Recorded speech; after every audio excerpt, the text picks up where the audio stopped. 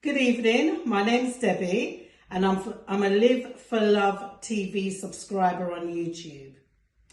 It's a very informative channel, so when you have a spare moment, please like, share and subscribe. Live for Love TV. Thank you. Welcome back to Live for Love TV. Today is the 20th day, the 5th month, the 24th year inside the 21st century. Everyone's doing extremely well out there. Now I've got a few more words to say about Mr. P. Diddy, Puff Diddy, Brother Love. And I want to be very clear about this.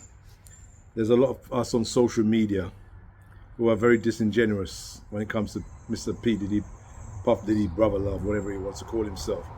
And it's black and white, it's across the board. Everyone's trying to get mileage out of this guy, this geezer, or whatever you want to call him. But it's trying to get mileage out of him, get likes and stuff. I don't give a flying whatever they say. I don't give a monkeys about this guy. I don't give a monkeys about him or anybody like him. My view for speaking on him, because I've spoken on him before, is to protect the young and those who want to come up.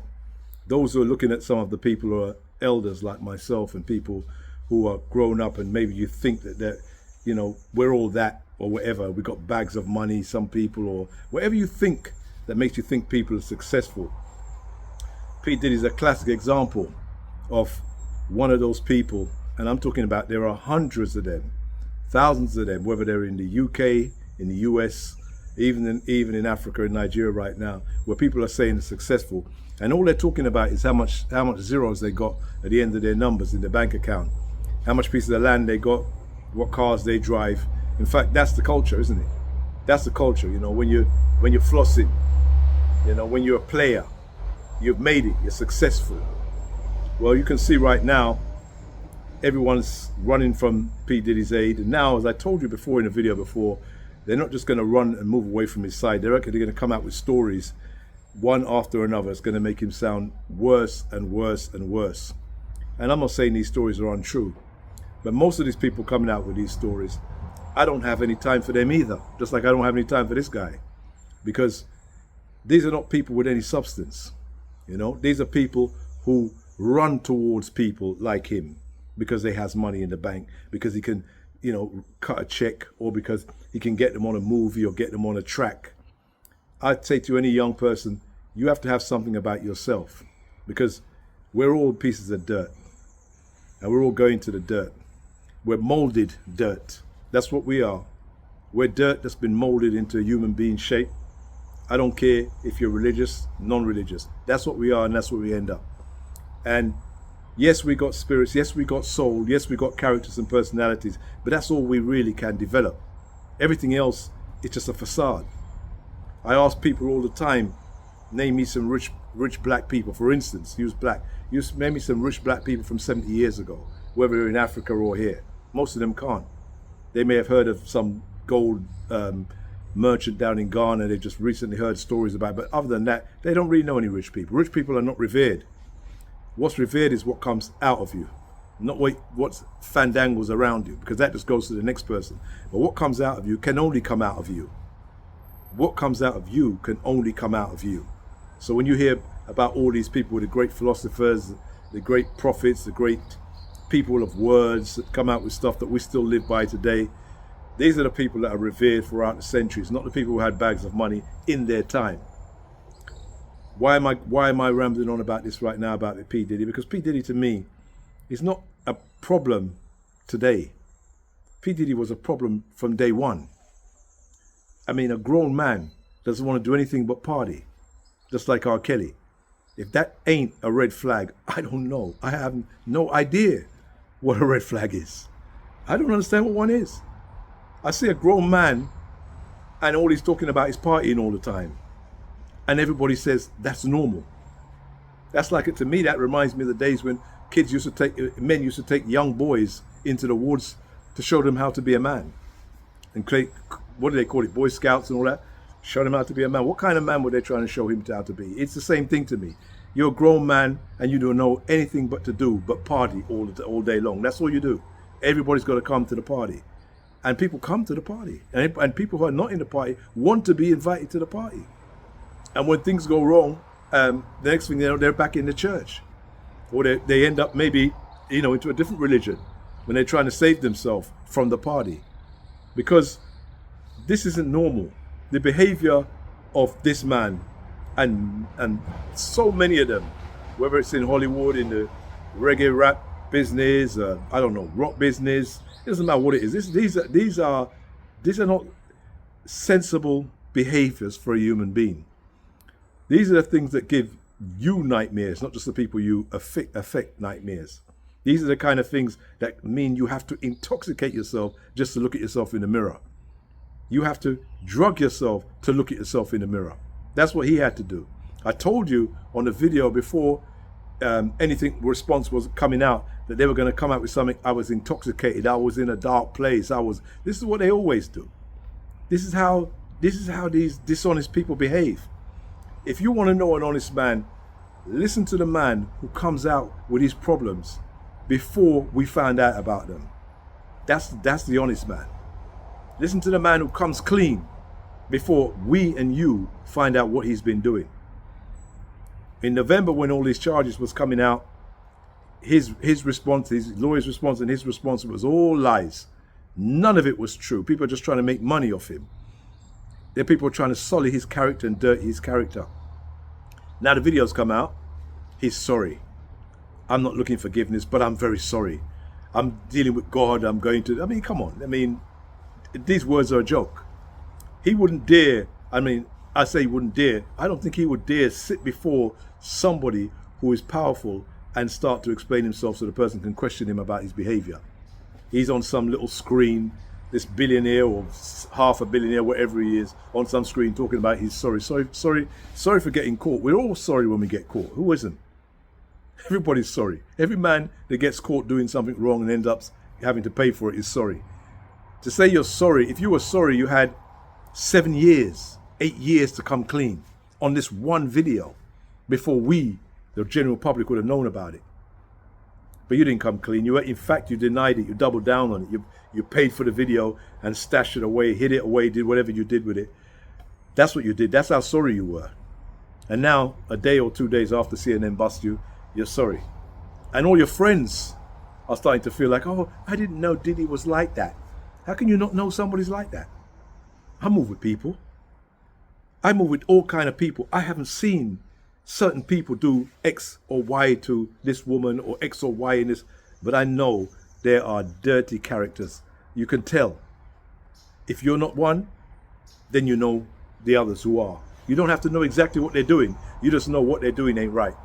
If you're telling me that this man was doing these kind of things, that's why even the bodyguards and people like that, when they see certain things and whatever, maybe they didn't see it, but as far as I'm concerned, they knew the kind of person they were being paid to protect. Maybe that's why you see some of his bodyguards or his entourage are coming out now and trying to tell you stories. They need some absolution as much as he does. You can't be protecting these kind of people for money. You can't be protecting them for money. These are the kind of people you need to protect. If you want to be someone of substance, you should be protecting people away from those people. Protect the innocent, the people who just want to come up, and they come up against these kind of snakes that are everywhere. They're always gatekeepers. They stop everybody from getting through until they get their piece of flesh of what they want from that person. I'll give thanks to Cat Williams. I don't know anything about him, but he said P. Diddy be wanting a body. And I don't know anybody else that was brave enough to say that outwardly. We heard 50 Cent making accusations and all that kind of stuff, but he wasn't as clear cut as that. He wasn't as clear. He just made these assumptions, to keep himself kind of cool in a kind of cool space. But Cat Williams said it straight, what this man was like and what he was about. And you're going to hear all of these people that were on Bad Boy Records now. They're all going to give you their stories. And it's going to come because the guy's finished. So they're going to come with their stories. And what they're looking for when they give you these stories about what he did to them and what he did and what he didn't give them, what they're looking for is your sympathy. They want you to think that they're a million miles away from him. If you were a million miles away from him, you would have been a million miles away from him. You were right up underneath him. You were with him all the way along the line. Of course you was, because the money's there. You're following the money. You want us to believe you've got substance. Substance is that which over trumps that which man has made and man has conquered. If man is making the money, your substance must be over the money, surely, right? You say you got substance. You should be able to refuse money if you know what's going down is not with what you want to do, not how you want to be seen, not how you want to be projected, not how you want your family to know you to be. There's lots of people out there who've had the option to go down this road and decided they're not going down that road. They're going to just drive a bus, go and drive a train, just to keep their substance. They're going to do a taxi. They're going to do a plumbing and I know they're not players, so no one respects them. They're not the big boys. They're not the big rollers. They don't have the parties and the after parties. But these people have got substance. And people laugh at these people like to say they're nobodies. But as P. Diddy falls, and in a time that we're in now, it's quite clear that they're all going to start, like a domino, start to go. They're going to go one by one. The story's going to come. Social media has changed the game. Absolutely changed the game for all of us. Those of us who thought, well, it's going to be great, we're going to go on social media and become superstars and make bags of money. Social media has changed the game for all of us. There's no hiding place anymore because everyone's got a camera. Everyone's got a story. Everyone knows X, Y, or Z and can come out and make a little bit of money. You make a little bit of name on social media. Somebody comes out and says, I know that guy when he was doing X, Y, or Z, and they think they can make a money. So there's no hiding place for nobody. So we have to have our substance. I keep saying to young people, build your character, build your substance. This world is not what it looks like. It's an illusion. You look like you're successful when you're the most unsuccessful person on the planet. We've seen it with all of these people we've been going back the day. I was listening to a video the other day about Wilson Pickett. And it was amazing when I listened to the things in his life and I thought, wow, what a great voice. What a terrible man. As I say it again, what a great voice, what a terrible man. And I keep telling you that, yeah, we've been given our talent by whoever you believe, the creator, life, whatsoever. But it has nothing to do with our character, nothing to do with who we are. You could be the greatest footballer in the world and the most devious person in the world at the same time. The greatest boxer in the world and one of the most demonic people in the world at that same time. That's a possibility. And if you want to know one from the other, make sure you're not the demonic character and you'll start to see things about these people and say, there's something not quite right here. You know, there's something not right here. You're 45, you're 40, all you're talking about is partying all the time. What 45-year-old man talks about partying all the time? Where's your substance? I know it happens. I know people who do it. They know me and I know them. I used to party back in the day myself. I know what it is, but I grew up. You grow up after a certain amount of time. You grow up. You know, I remember when people were going to parties, it was midnight and after, and they hadn't even left the house to go to the party. And then you go, as I said, with the after parties and all the rest. You grow up. I always go to bed on the same day that I woke up. That means before midnight. So you ain't going to see me in the party, not because I'm anything special. I'm a grown man. What am I doing in the party? There's not everything you do. It's not like brushing your teeth where something you do from your 1, 2, 5, 20 to your 120. The party's not for all of us, you know, and some people just won't stop because their substance is not there. They don't want to develop the character of the person. Your young should be looking at you and knowing what makes some of these people respectable and elders is they don't do what we do. Yeah, we're young and we're doing X, Y, and Z. Mommy doesn't do that. Daddy doesn't do that. Uncle Joe is not doing that. They should have some respect for you. If you're doing those type of things like these guys are doing with all the kind of stuff that this man and his entourage, friends, and the whole environment, the whole cultural environment, the braggadocious environment about how many girls they have. I like Tupac Shakur, but the stories keep coming out about his relationships with women. Up to this day, stories are still, I mean, this man died at 26 years old? And that guy had enough women for 20 lifetimes. What kind of person does that? How can somebody be respecting themselves and their own physical temple and behaving like that? Maybe that seems normal to you. Maybe that's what being a man, they told you when you were young, yeah, you're more gal you have, you're gallus, you know, so you have enough gal about the place. So once you're like that, you're the man. You ain't no man. If that's what it takes you to be a man, you ain't no man. And you know you ain't no man. This is where the P. Diddy's and all those people come from. You start to bend round corners and doing things you shouldn't be doing and have it. But that's what's going to happen. because it's unnatural. It's unnatural for you to have so many relationships with people. Just completely unnatural. Constantly. In and out, in and out, in and out. And remember, you're a temple, you're a spirit, you're a soul, and the person you're with is. So that's the kind of mix-up you're having. In and out, in and out, in and out. And you think it's not going to come back on you.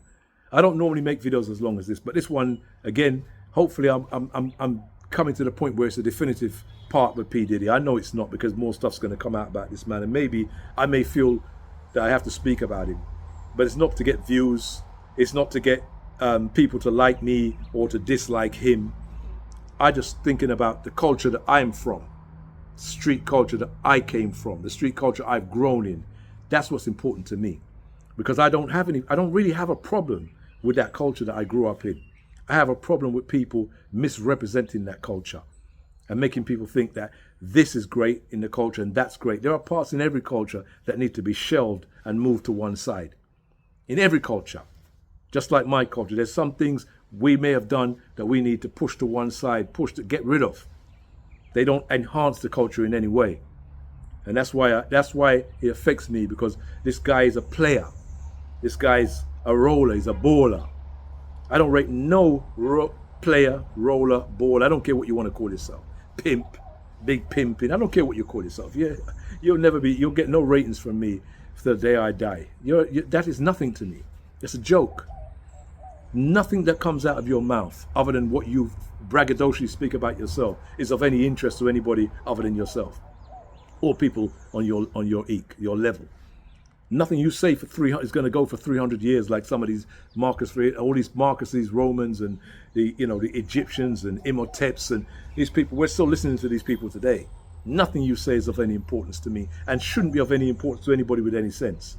That's the reason why I feel so aggravated when I see these guys being revered and rated and coming to environments and everyone screaming because he's just come into the environment. Who are these people? Look at it. Look how they're begging and bawling now. When you see the character of these people, just one video that he didn't want. Remember this? You've seen what, 400 videos from P. Diddy? But these were videos that were orchestrated by him. He wanted you to see them. And he gave you an image, a fake image of himself as a baller and a player. But now he says one video he meant to spend all that money on, he didn't want you to see it. Because now you're seeing some of the real man. And this is how most of these characters are. As I told you, you roll, you get to know them. Once you're seen behind the curtain like I have over the years, you get to know these people. They always portray themselves a certain way. But the reality is they're nothing like what they portray themselves. I saw people holding their breath when they saw what he was doing to that woman. As if it was beyond him to do something like that. Of course it is, if you believe the image. If you believe that a man partying at his age is normal. A man partying with young kids and bringing in teenage boys and all these kind of people and hanging around. If that's normal, then of course, he's okay. But to people like me, we look at people like that and we think to ourselves, I suppose they just can't see. So many people just can't see. They're all over the industry, they're all over the place. And they're going to start distancing themselves from him.